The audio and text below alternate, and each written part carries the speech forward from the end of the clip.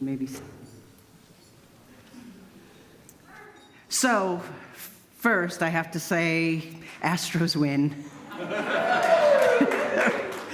Above and beyond anything else, I mean, that's just a really fun thing to be able to celebrate together. So, yay and wahoo. Along with that, though, in today's church service, we welcome you.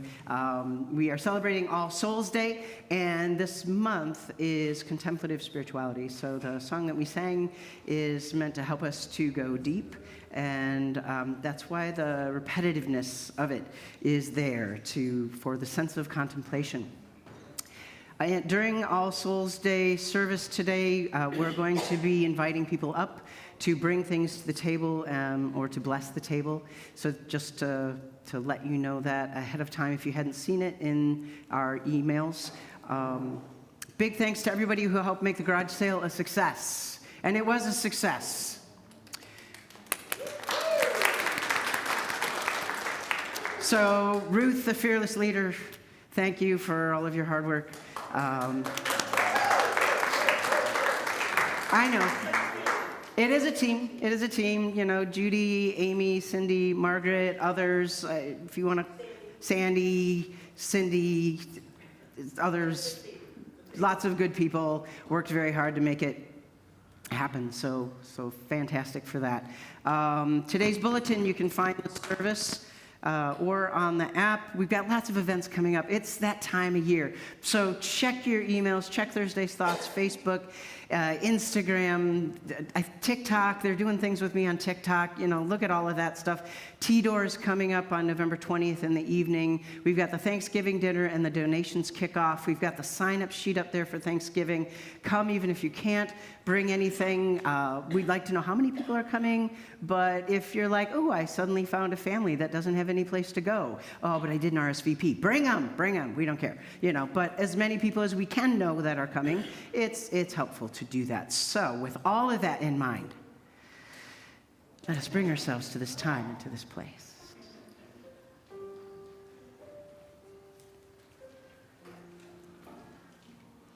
Today we are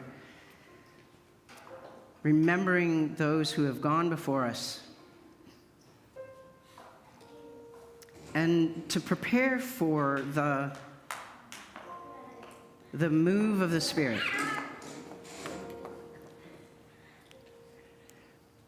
To prepare for the move of the Spirit in this way, let's take a few deep breaths. Find ourselves in our body.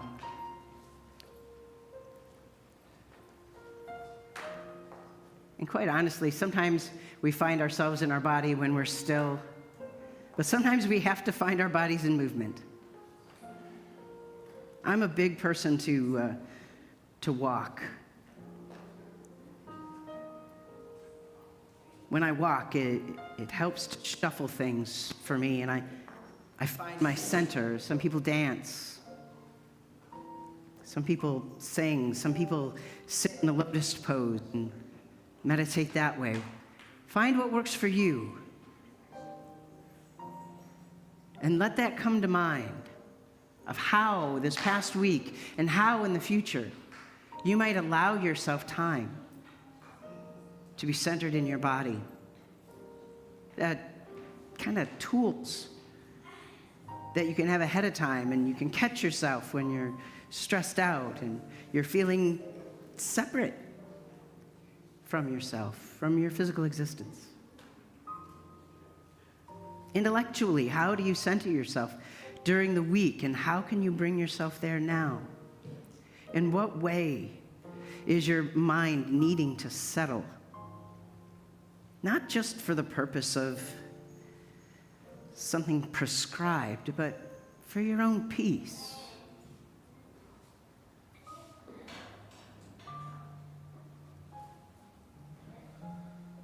Do you know what your thoughts are? Or are they looking at you from around the corner? How can you see them eye to eye and experience your own mind? Our emotions can be fleeting too, and we think, if I let my emotions go too far, they'll get out of control, so I better contain them. Sometimes we have to move with our emotions and let them be. Can you do that here? Can you do that when you leave here? Do you have tools that help you to say, this is a space and this is a time when I can allow the emotions to be whatever they are, and breathe into your emotional self.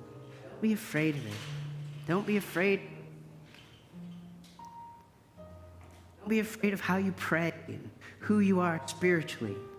Allow your spiritual self to be expressive. And not worry about the ways that you do that. Again, some people pray with a very solemn approach. Some people pray in a very loud approach. I was reading in the daily devotional how David wasn't as reverent as we are on Sunday mornings, King David. He made demands of God and said, here I am. In all of his peculiarities, and David was a peculiar person. And so are we all. And we can be before holy love in all of our peculiarities and all the ways that we want to reach out spiritually. And there isn't a way that God can't look at and say, I get it. How can you be your full self this morning? All of us together. Take a deep breath. And let us bring ourselves fully to this time and to this place.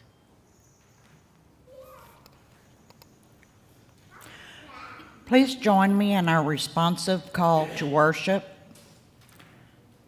Living and loving God, help us find your essence today. We seek you with what we see, with what we hear, and with what we feel. Find us where we are, O God. Open our hearts to what is beautiful and hopeful. Today, we choose to embrace all the good that is around us. With gratitude, our souls are nourished and flourish. And now let's sing together, Give Thanks for Life. Verses 1 and 2, it is in the number 297 from the New Century Hymnal, which you can find under your seats. Please stand as you're able in body or in heart. I love this song. So if this is new to you, I think it's a treat. You'll like it.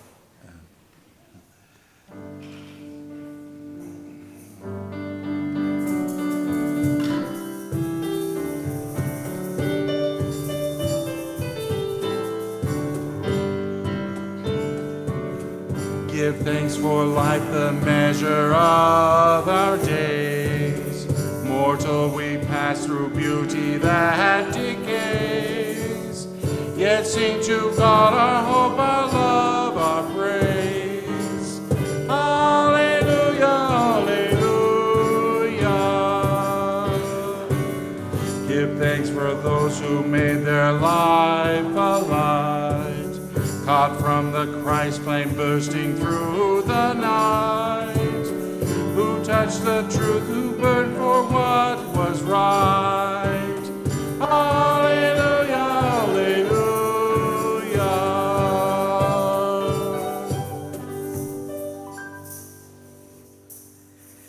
You may be seated.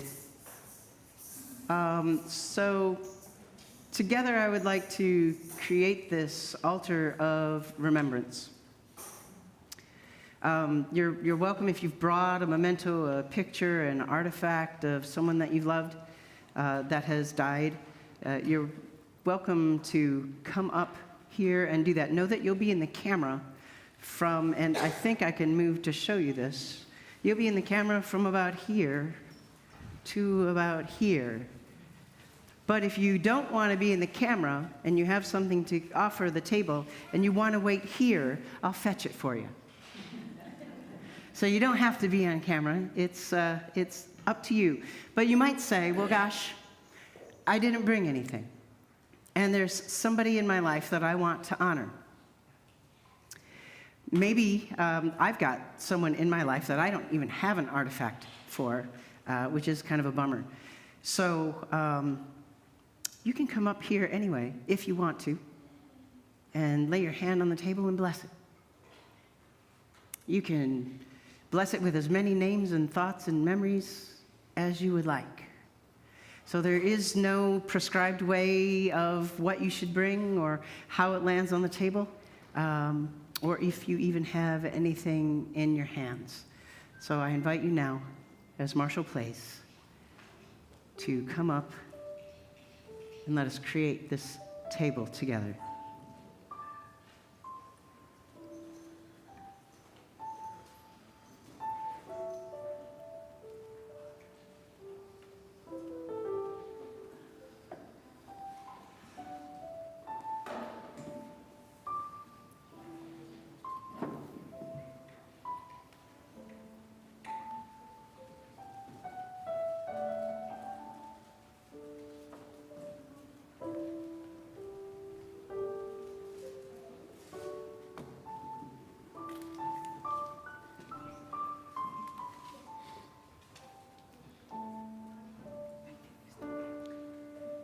We'll make it work.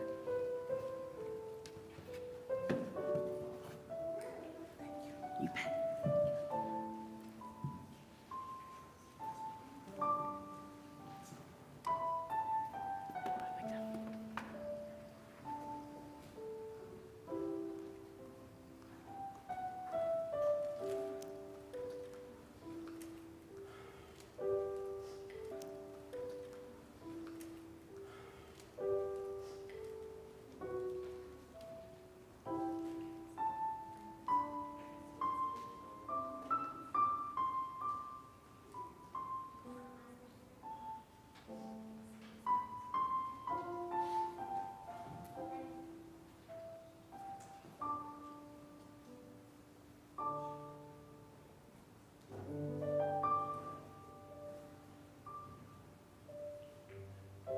Please join your hearts with mine. Holy love, we come with our hearts full, and with all that is seen and unseen on this table, we acknowledge the love that is being shared and the love that is not lost over time or circumstances.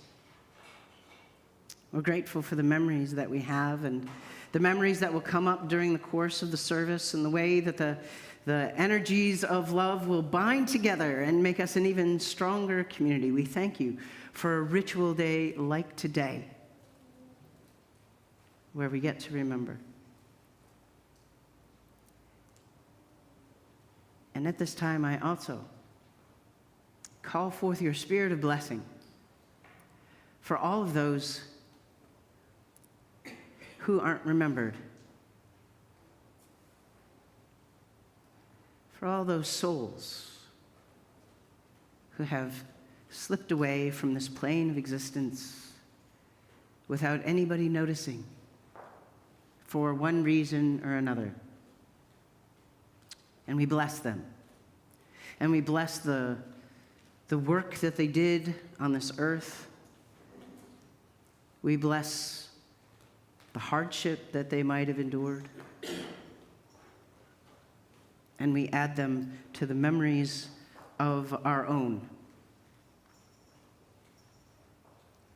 It is so much easier to do this work of grief and mourning and celebration, knowing that we are surrounded by a community. And while it's good to have time alone, also to just utterly break down or to remember, it's nice to know that we have each other to lean on. People who know what it is, knowing in our knowers, and don't care about sloppy tears or maybe strange laughter at odd moments. And so we bless this community and ourselves and all those who are departed as we sing together this prayer as a community with one voice.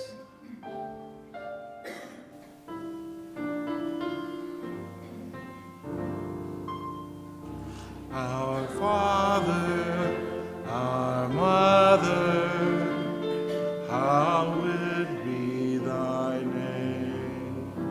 Your kingdom come, your will be done, in earth as in heaven. Give us this day our daily bread. Forgive us our sins, as we forgive those who sin against us. Save us from the time of trial, and deliver us from evil. For the kingdom, the power, and the glory are yours, now and forever.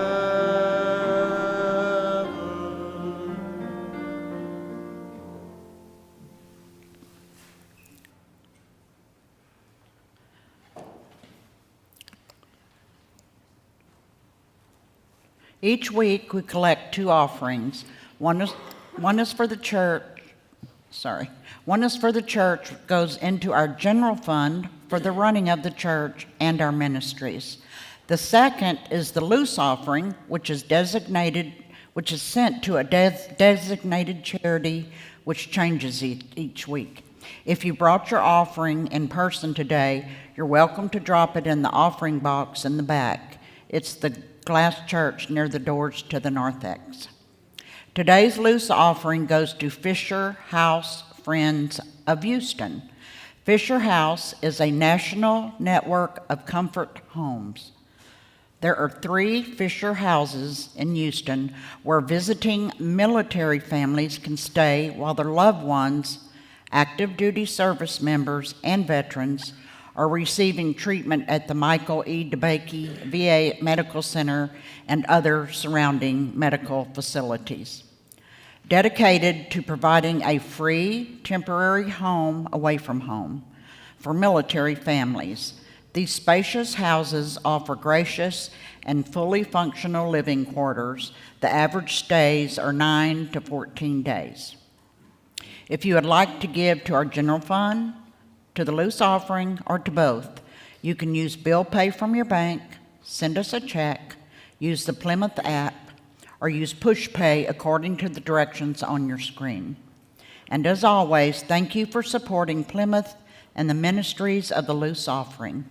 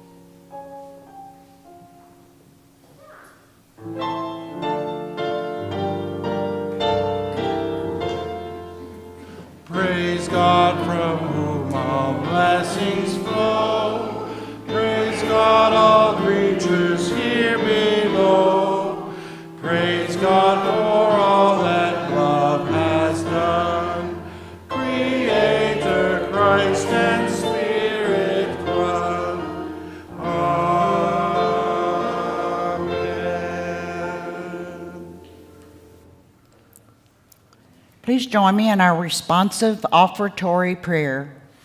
These gifts are a small measure of our abundance of care. Loving God, take these gifts of time, talent, and treasure.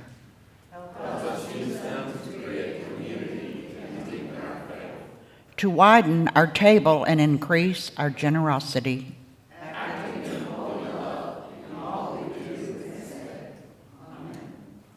You may be seated.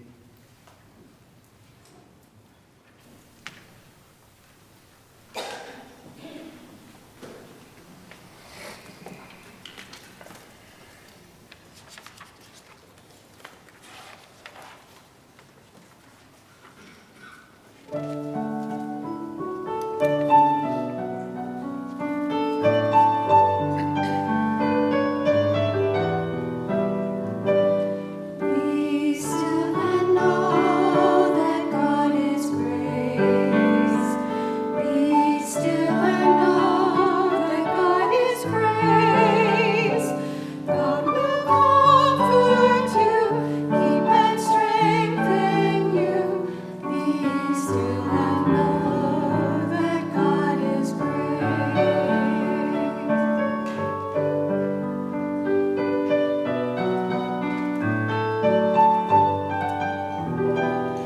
Be still and know that God is peace.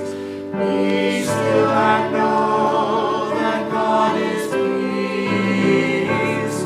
God will comfort you, keep and strengthen you. Be still and know that God is peace. In your time of tribulation, God will be your strength.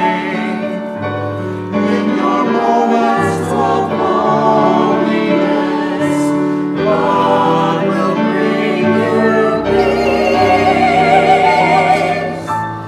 God will bring you peace.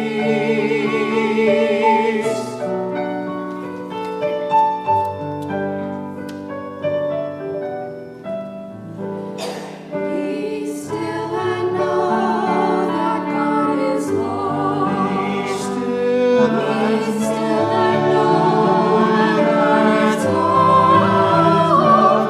God will comfort you, keep and strengthen you. Be still.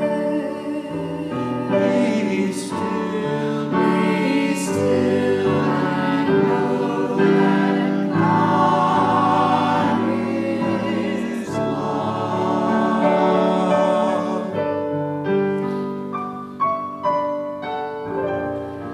Be still. Be still.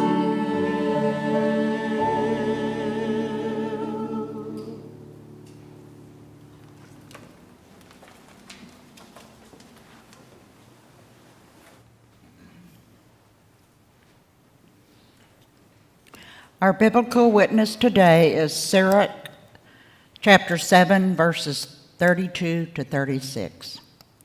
Stretch out your hand to the poor, so that your blessing may be complete. Give graciously to all the living. Do not withhold kindness even from the dead. Do not avoid those who weep, but mourn with those who mourn.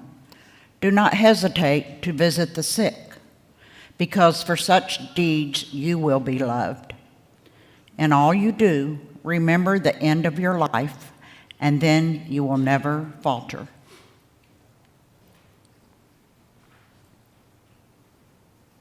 Our next reading is written by a woman named Starhawk, and it's called Remembering Sarah Pugh. It's a memorial of someone who died recently for her. She writes this: It's autumn. The days are getting shorter, and we are moving into the season of Samhain, when the veil is thin and the ancestors are close. Today I received word that across the world, a dear friend has died. Sarah Pugh was a beautiful spirit, a permaculturist, activist, organizer, community builder, mother, and so much more to all the people who knew and loved her.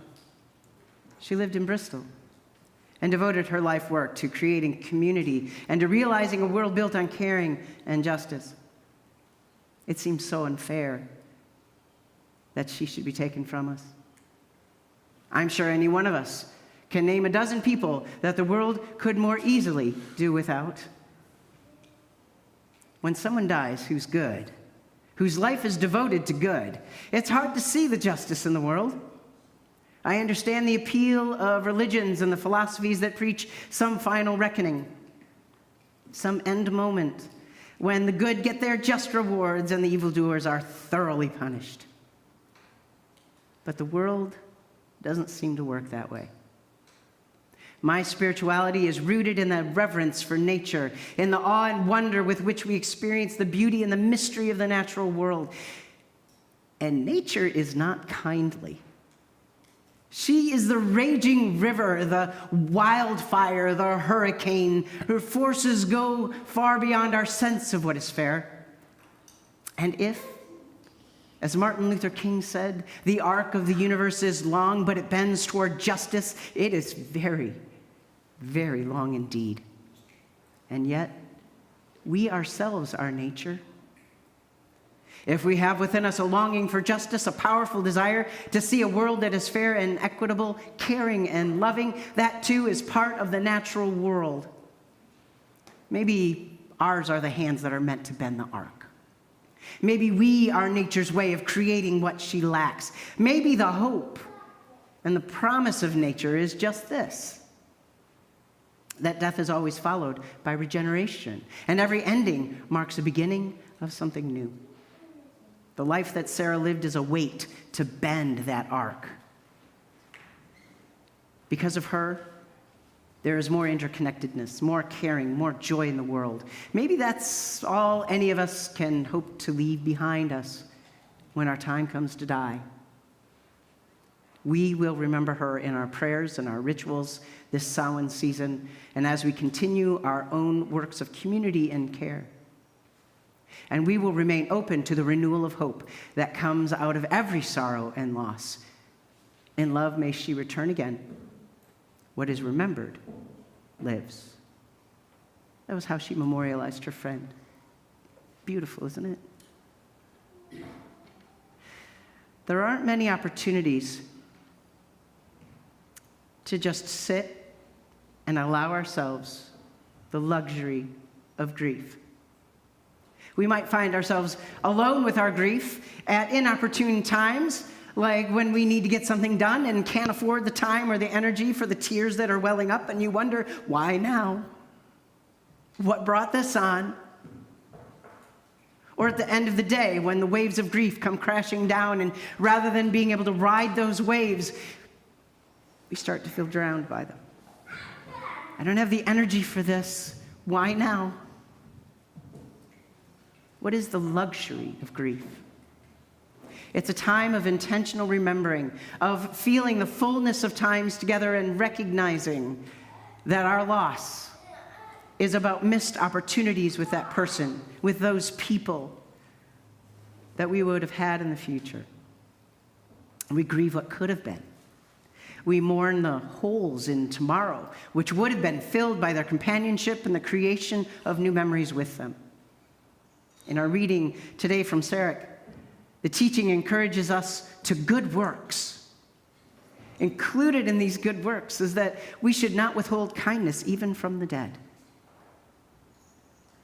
Maybe this is one of the places that we get the idea from that we're not supposed to speak ill of the dead.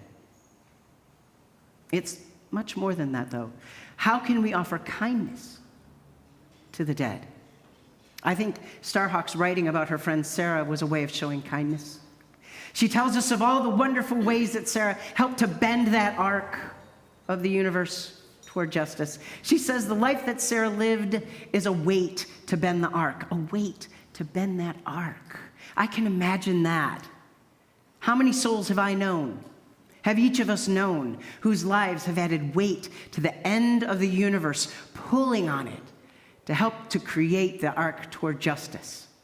I was once with my brother who was making this huge greenhouse, and he was trying to bend these pipes to make it stable. And it took a machine to do that, but also people to stabilize it. And as I was thinking about bending the arc of justice, as Martin Luther King talked about, I was imagining how much constant pressure we had to put on those pipes.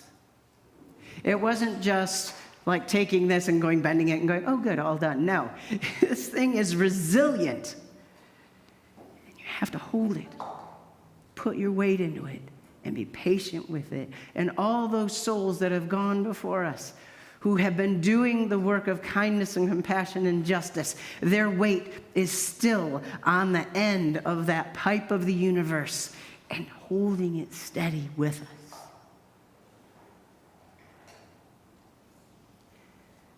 Sadly, some bend the arc toward injustice, which is what makes this teaching in Sirach so compelling to me. It's short, so I thought I'd read it again. Listen. It says, stretch out your hand to the poor so that your blessing may be complete. Give graciously to all the living. Do not withhold kindness even from the dead. Do not avoid those who weep, but mourn with those who mourn. Do not hesitate to visit the sick, because such deeds for which you will be loved. In all you do, remember the end of your life, and then you'll never falter. In other words, use your life to add your weight, to help bend the arc of the universe toward good things, like justice. How we live is how we'll be remembered.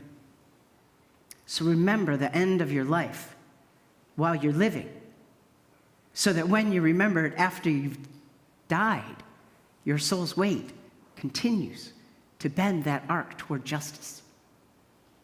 Which brings us to this luxury of grief that we're allowing ourselves time to experience. Today, let's welcome memories. Memories of family and friends we love who have died, whose presence we miss. Remember the ways they added love and grace to those around them. Embrace their laughter, their tears. Bring to mind what made them special for you.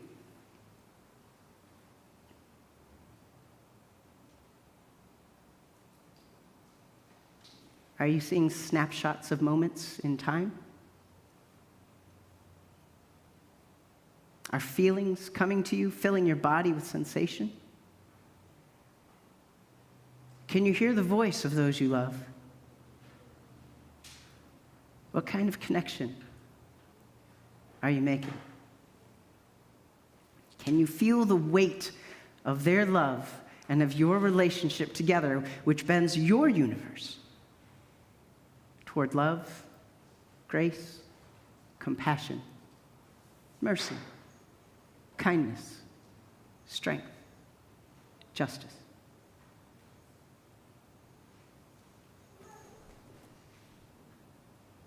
Do you feel the gathering of the energies of these beloveds? How does it move you?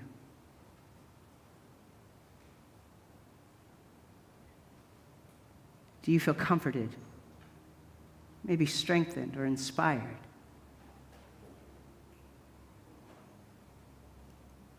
In what ways do these memories shape you and the future that you're living into?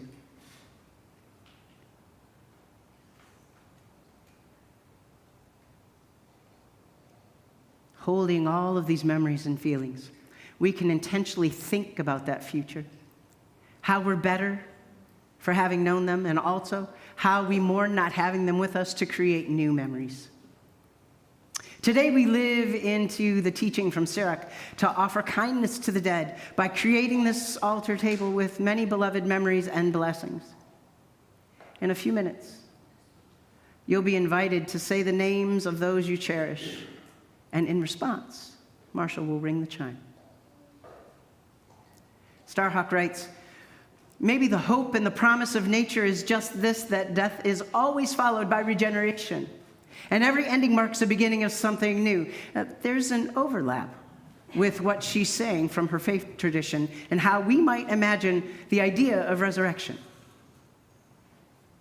Jesus said in the Gospel of John, unless a grain of wheat falls into the earth and dies, it remains just a single grain. But if it dies, it bears much fruit. He's saying that it doesn't remain a single grain any longer. It becomes more than the grain it was. It becomes a whole plant with multiple grains. And there are other examples of this. For instance, the caterpillar and the butterfly are exemplars of this kind of transformation. What is the regeneration that you've experienced because of the love you shared with those you're remembering? How has the grain fallen and then become a whole plant? This isn't supposed to replace any grief or mourning. It doesn't make it all better. Filling our hearts with memories, allowing the sadness of loss to be recognized without rush or fear, combines with this teaching that we are more than we can understand. Our lives continue to hold weight in the universe. Our impact outlasts our physical life. The loved ones who we're bringing into this circle have influenced us and others. Remembering them recalls the power they had and the weight they still offer as together we bend the universe toward justice and community, towards what is good and what is loving. And so now it's time for us to speak out the names of those that we've lost. We haven't had a death in the Plymouth family this year, but the names of all of our beloveds are in our bulletin and online for you to read. So we're going to begin our roll call of our dearly departed with the names that have been sent to me and my own. And then I'll invite you to speak a name. And for those of you online, please add your names to the chat. And I think someone is monitoring the chat in this room. And you can speak their names in the room on their behalf. And then we will answer after a name is spoken with the chimes. So I will begin with Edith and Elwood Hansen.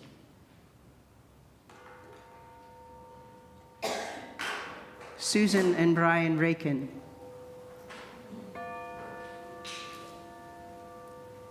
Peter Shetler. Lynn Young. I invite you to say names. That's you, Collins. Aaron Gray. Norman Sacker. Leslie Cunningham.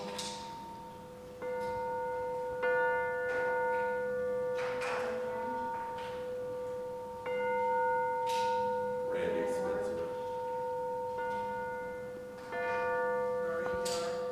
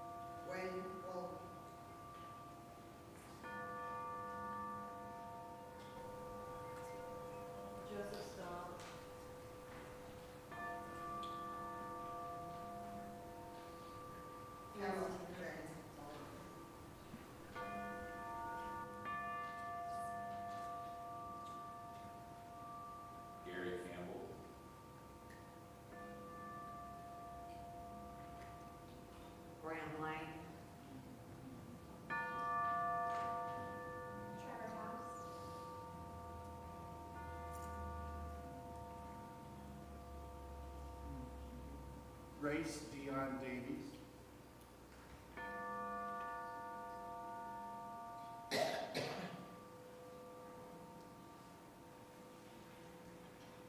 Kelsey Winter.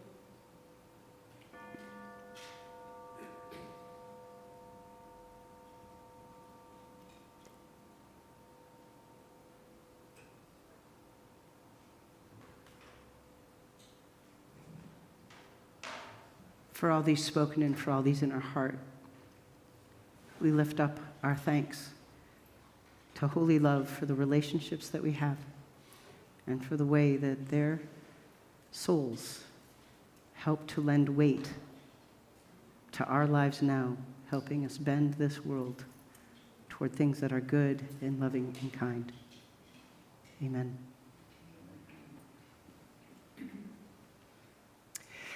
And now, let us sing together verses 3 and 4 from Give Thanks to Life. Please rise as you are able, in body or in heart.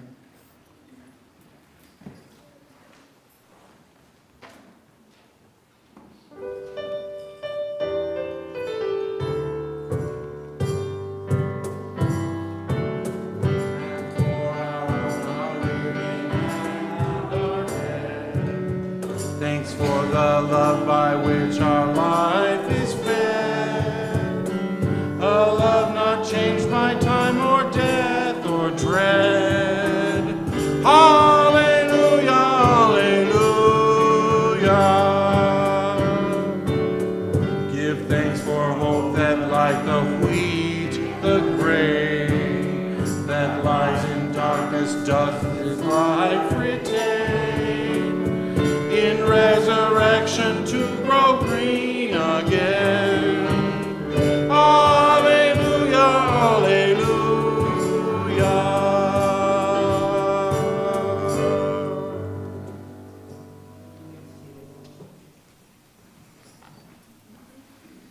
This brings us to our communion moment when we remember our teacher and our friend, our leader, and the one who called us not just to himself, but to a greater holy love than people had been experiencing at the time. He prepared his friends for his own departure by offering them within the context of a meal, kind of a micro meal.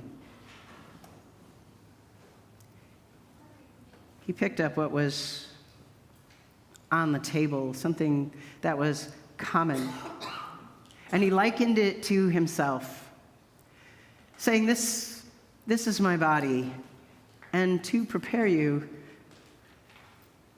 know that this is my body, and it's broken. But don't be afraid, because it doesn't end there. It ends with a moment of sharing. It ends with me being able to be spread out far and wide. And as he said in the Gospel of John, if one grain of wheat doesn't die, it can't multiply. And so through this grain of wheat dying, he is able to multiply in all of us. And so he said, after he gave thanks and blessed it, take this and eat it, every single one of you, and every time you do this, remember me. And it makes me think about all the different people in my life that I have lost to death, and certain foods that I eat because I think, oh my goodness, that was your favorite, and I am connected with you. My friend Lynn Young loved to go to Starbucks and get a chai latte. Sometimes when I just need to feel close to them, I go to Starbucks and I get a chai latte. Calories, to heck with it. Who cares? This bread is representative of all those memories and all those moments. And so, my friends, I invite you to take your communion pack, to open it as we take and eat in remembrance of Christ.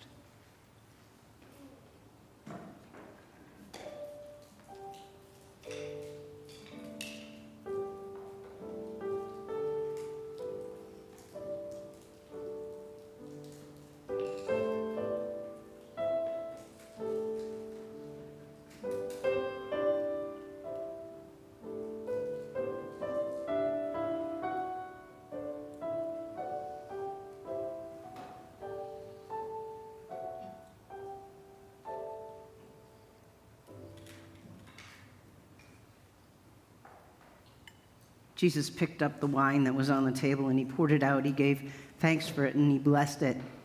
And he said, this too is going to represent who I am, my life force, my blood, the energy that flows through me and that animates me.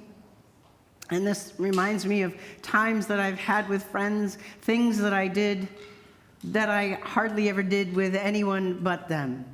And when I want to feel close, I might go swing on a swing to remember a beloved friend I never did that with anybody else but her. Any number of things that we have that is our very life force. And so, with that today, let us take and drink in remembrance not only of Christ, but in remembrance of all those who have gone before us.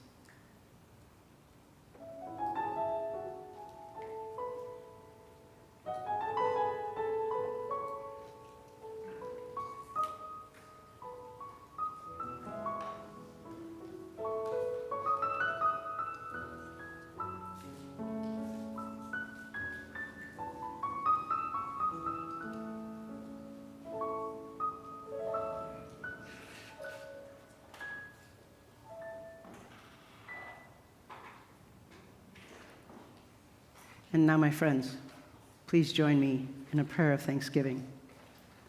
We are grateful, God, for this ritual, for the story that has been passed down from generation to generation to help us have a physical means of remembering our faith path, the way that it was generated, and then the regeneration that happened after the death of Jesus.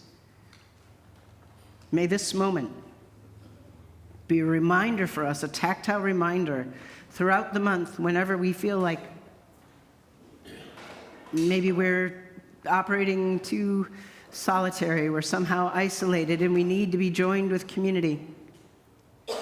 May this moment remind us that we are in community and we feel the texture of the food and the drink in our mouth and the memory of taking it as a community. Help us, oh God, to be strengthened and inspired and comforted by this meal. And now, my friends, it is time to go from this moment to whatever it is that you have next. Let us leave gently with ourselves, knowing that we have done kind of the hard work of the luxury of grieving together as community, and that we have lovingly held each other in this moment.